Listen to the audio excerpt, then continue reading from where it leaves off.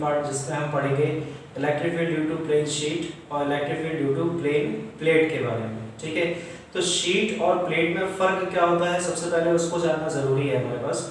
देखिए जो शीट होती है, जैसे आपके पास एक कॉपी है, मान के चलिए एक कॉपी है आपके पास, तो कॉपी का कोई एक पेज अगर हम देखते हैं तो उस पेज के बारे में अगर आप कहेंगे तो क्या बोलेंगे कि वो पेज जो है कॉपी का वो एक शीट की तरह बिहेव करेगा, क्योंकि पतला सा है, उसकी कोई थिकनेस नहीं है। ठीक है, लेकिन अगर हम प्लेट की बात करते हैं तो आप पूरी कॉपी जो लेंगे उसकी जो पूरी थिकनेस होगी, यानी प्लेट के पास क्या होती है, थिकनेस होती है, तो पूरी कॉपी या पूरा रजिस्टर वो क्या कहलाएगा, हमारी प्लेट कहलाएगी। लेकिन उस कॉपी का एक पेज जो सिंगल पेज है जिसके पास कोई भी थिकनेस नहीं है वो क्या कहलाएगा, वो शीट कहलाएगी। तो शीट और प्लेट की वजह से जो हम इलेक्ट्रिक फील्ड निकालते हैं वो किस तरह से निकालते हैं, आइए चलिए बोर्ड पर देखिए। तो सबसे पहले मैं हेडिंग लिखता हूं, इलेक्ट्रिक फील्ड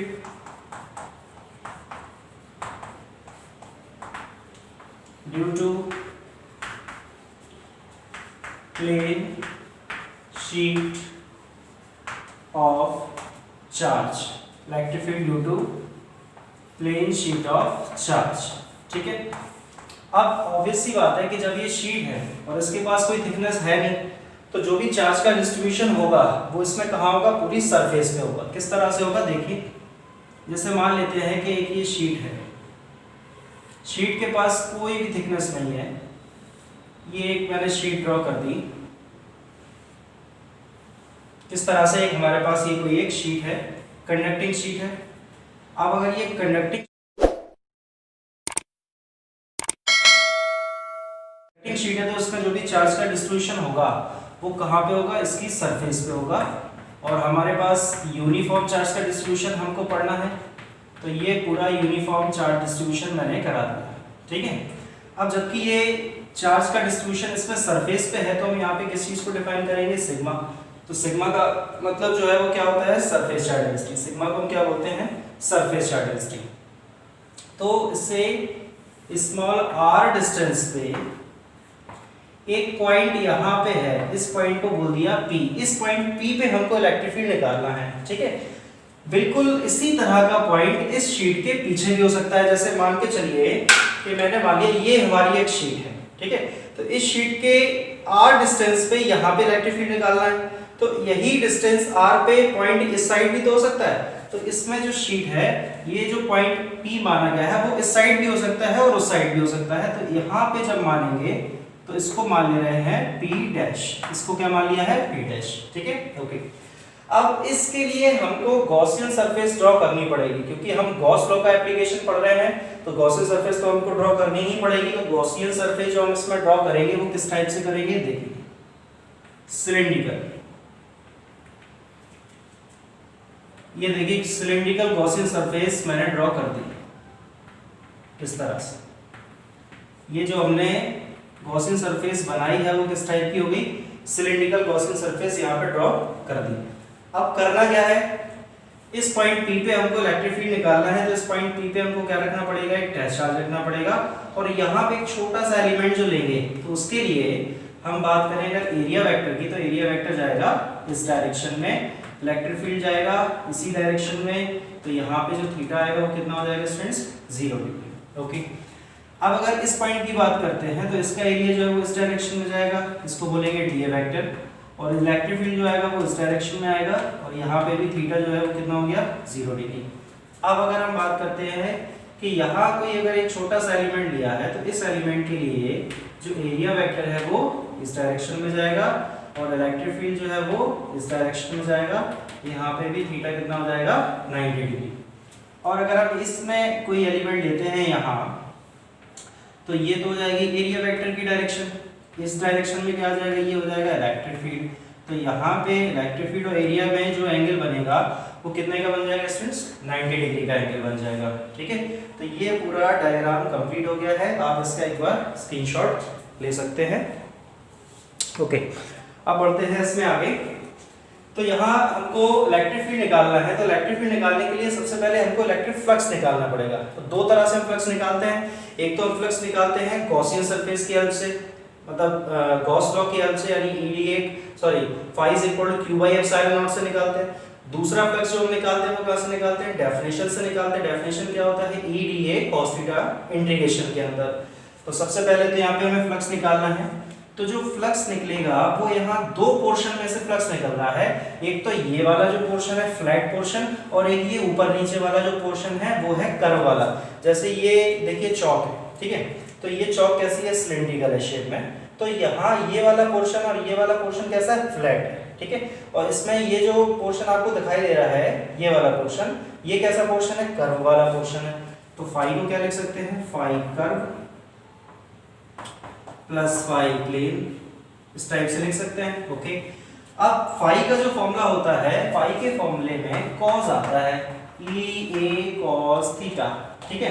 अगर यहाँ पे थीटा की वैल्यू 90 डिग्री हो जाएगी तो कॉस 90 क्या होता है, 0, ठीक है। तो इसका मतलब है कि ये वाला फ्लक्स और ये वाला, इसकी वजह से जो फ्लक्स आएगा वो कितना हो जाएगा, 0। और ये पोर्शन है कौन सा, अपना कर्व वाला पोर्शन है। तो कर्व वाले पोर्शन के लिए फ्लक्स कितना हो गया, 0, because of theta is equal to 90 degree. लेकिन फाई प्लेन जो है वो 0 नहीं होगा, just because of theta is equal to 0 degree. तो अब क्या होगा, phi is equal to, phi plane हमको निकालना है। देखिए फाई प्लेन निकालने के लिए जो फॉर्मूला है वो क्या लगाएंगे, E D A cos 0 degree और इसका इंटीग्रेशन। लेकिन ये जो फ्लक्स आया वो इस पार्ट का आया, बिल्कुल सेम टू सेम, इस साइड भी है, तो इस साइड वाला प्लस इस साइड वाला, यानी कितना हो जाएगा, ये डबल हो जाएगा, सिंपल है। तो क्या लिख सकते हैं, phi is equal to 2e, और डीए का इंटीग्रेशन क्या हो जाएगा, a, और cos 0 तो 1 होता है। तो ये आ चुका है हमारे पास फर्स्ट इक्वेशन, ठीक है। ओके, अब हमें निकालना है सेकंड इक्वेशन, जो कि कहाँ से आएगा, गॉस लॉ से आ जाएगा। तो लिख सकते हैं बाई गॉस लॉ। तो गॉस लॉ अगर हम अप्लाई करते हैं तो क्या हो जाएगा, phi is equal to q enclosed upon epsilon naught, ठीक है। और आप सब लोग एक चीज पढ़ चुके हैं पहले से, मैं बता देता हूँ, सिग्मा इज इक्वल टू होता है क्यू बाई एरिया। तो यहाँ से क्यू इज इक्वल टू क्या लिख सकते हैं, सिग्मा इनटू एरिया। ये जो क्यू है वो यहाँ पे रख देना है क्यू इनक्लोज की जगह पे। तो क्या मिल जाएगा हमको, phi is equal to sigma into A upon epsilon naught. ये हम लोगों ने निकाल दिया है सेकंड इक्वेशन, ठीक है। अब फर्स्ट और सेकंड इक्वेशन जो दोनों आप देख रहे हैं, फर्स्ट इक्वेशन में हमने फाई निकाला, सेकंड इक्वेशन में भी हम लोगों ने फाई की कैलकुलेशन की है। दोनों को इक्वल कर सकते हैं क्योंकि दोनों फाई हैं। तो by equation first and second, अगर हम बात करते हैं फर्स्ट और सेकंड इक्वेशन को इक्वेट करने की, इक्वल करने की, क्योंकि इनके एलएचएस कैसे हैं, इक्वल। तो हमें क्या मिलेगा यहाँ पे, 2EA is equal to sigma A upon epsilon naught. ये देखो a से ये कैंसिल, सो इलेक्ट्रिक फील्ड जो आया हमारे पास वो आ जाएगा सिग्मा अपॉन 2 एप्सिलॉन नॉट।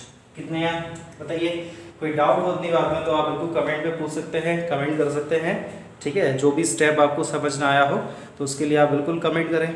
तो यहाँ से ये जो हम लोगों ने इलेक्ट्रिक फील्ड निकाल दिया है, E is equal to sigma upon epsilon naught, ठीक है। तो इस इलेक्ट्रिक फील्ड का अगर हमको वेक्टर फॉर्म लिखना है तो इसका हम वेक्टर फॉर्म कैसे लिख सकते हैं, देखिए वेक्टर फॉर्म, देखिए यहाँ तो ये वेक्टर हम लगा देंगे इस पे, लेकिन यहाँ पे है सिग्मा। अब सिग्मा तो स्केलर होता है, इस पे तो वेक्टर आएगा नहीं, एप्सिलॉन नॉट भी वेक्टर आएगा नहीं, 2 पे तो वेक्टर आ ही नहीं सकता क्योंकि ये सारे नंबर्स है, फिक्स रहेंगे, कांस्टेंट रहेंगे।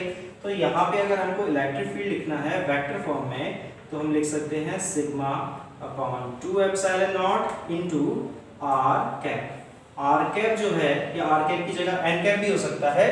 आर कैप यहाँ पे किस चीज को शो कर रहा है, डायरेक्शन को। किसको कर रहा है शो, ये आर कैप जो है वो डायरेक्शन को शो कर रहा है, इलेक्ट्रिक फील्ड की डायरेक्शन को शो करेगा। तो ये आ चुका है हमारे पास electric field due to plane sheet of charge. Clear हो गई थी बात, ओके। इसका आप एक बार स्क्रीनशॉट ले लीजिए। अब बढ़ते हैं आगे। तो अब जैसे हमारे पास इलेक्ट्रिक फील्ड हमको निकालने के लिए आ जाए प्लेट के लिए, प्लेन प्लेट के लिए अगर हमारे पास इलेक्ट्रिक फील्ड निकालने को आता है तो उसमें हम इलेक्ट्रिक फील्ड किस टाइप से निकाल सकते हैं, देखेंगे। आ गया electric field due to plane plate. ये अगर प्लेट के लिए इलेक्ट्रिक फील्ड निकालने को आता है तो क्या किया जाएगा, सिंपल है। बिल्कुल इसी डायग्राम में थोड़ा सा चेंजमेंट हम लोग कर देंगे, क्योंकि प्लेट के पास क्या है, थिकनेस होता है, शीट के पास कोई थिकनेस नहीं होता, ठीक है। तो प्लेट के लिए जब इलेक्ट्रिक फील्ड निकालेंगे तो क्या करेंगे, इसमें हमको थिकनेस शो करनी पड़ेगी। तो थिकनेस को हम किस तरह से शो करेंगे, इस टाइप से, ये देखिए।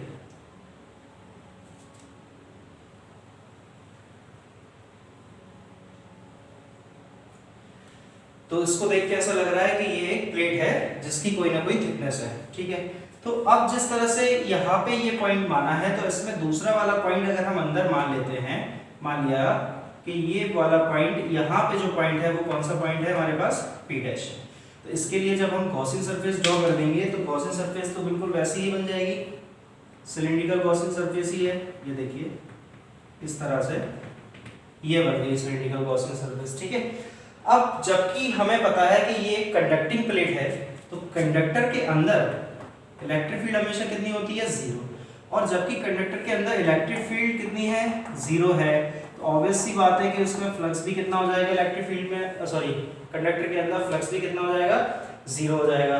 तो अब जो हम लोगों ने फ्लक्स निकाला था, वो क्या निकाला था हम लोगों ने, लिखा था phi is equal to phi curve plus phi plane, यही तो लिखा हुआ था। तो यहाँ पे जो कर्व वाला पोर्शन था उसका तो फ्लक्स वैसे भी 0 ही था, लेकिन अब अगर हम प्लेन वाले पोर्शन की बात करते हैं तो प्लेन वाला पोर्शन हमारे पास सिर्फ एक बचा है, क्योंकि दूसरा वाला फ्लक्स भी 0 हो चुका है। तो अब यहाँ पे 2 नहीं आएगा, तो यहाँ सबसे सब में से क्या करेंगे, 2 को हटा दिया जाएगा। तो यहाँ पे भी 2 नहीं आएगा, यहाँ पे भी 2 नहीं आएगा, और यहाँ पे भी 2 नहीं आएगा।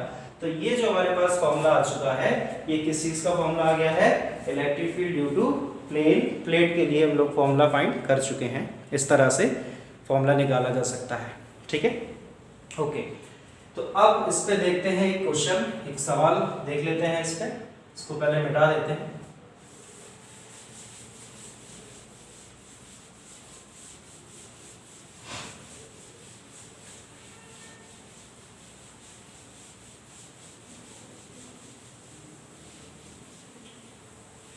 ठीक, तो अब इस पे देख लेते हैं, क्वेश्चन है जैसे हमारे पास। तो क्वेश्चन में क्या है कि इस तरह से 2 प्लेट्स दी गई हैं हमको, कंडक्टिंग प्लेट्स है, ये 2 प्लेट्स हमें दी गई हैं, गिवन है। इस पे चार्ज डेंसिटी है सिग्मा और इस पे चार्ज डेंसिटी है माइनस सिग्मा। देखिए एक प्लस है एक माइनस है, दोनों के मैग्नीट्यूड सेम है, बस पोलैरिटी क्या है, जस्ट ऑपोजिट, ठीक है। तो इसमें हमको यहाँ पे इलेक्ट्रिक फील्ड निकालना है, मान लिया ये पोर्शन है A, हमको इस पोर्शन में इलेक्ट्रिक फील्ड निकालना है, मान लिया B है, हमको इस पोर्शन में इलेक्ट्रिक फील्ड निकालना है, मान लिया है C है, ठीक है। तो यहाँ पे हम इलेक्ट्रिक फील्ड किस टाइप से निकाल सकते हैं वो जानते हैं, ये इस तरह के क्वेश्चन काफी इंपॉर्टेंट भी होते हैं। तो जैसे फर्स्ट वाले की अगर हम बात करते हैं रीजन A में, तो रीजन A में हम इलेक्ट्रिक फील्ड किस तरह से फाइंड करेंगे, रीजन A में इलेक्ट्रिक फील्ड निकालना है। सबसे पहले आप एक चीज को याद रखिएगा, हमें जिस पॉइंट पे भी इलेक्ट्रिक फील्ड निकालना हो उस पॉइंट पे आप बिना कुछ सोचे समझे टेस्ट चार्ज रख दो। तो यहाँ A पे अगर इलेक्ट्रिक फील्ड निकालना है तो A पॉइंट पे हमने रख दिया एक टेस्ट चार्ज Q0।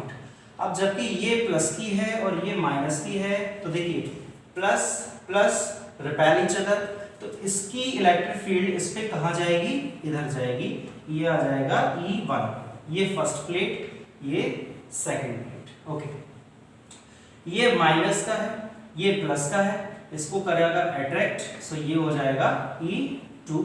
अब दोनों इलेक्ट्रिक फील्ड जो है वो एक दूसरे के ऑपोजिट डायरेक्शन में है, और ऑब्वियस सी बात है दोनों इलेक्ट्रिक फील्ड्स के यहाँ पे मैग्नीट्यूड कैसे होंगे, बिल्कुल सेम होंगे। सेम क्यों होंगे, क्योंकि इलेक्ट्रिक फील्ड हमको पता है ना कितना होता है, सिग्मा अपॉन 2 एप्सिलॉन नॉट, ठीक है।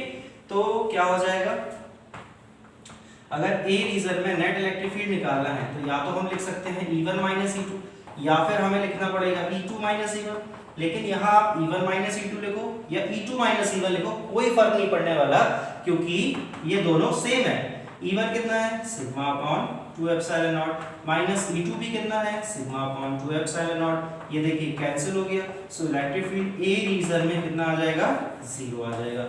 इतना क्लियर हो गया आपको, कितना सिंपल है, ठीक है, हो गया होगा क्लियर।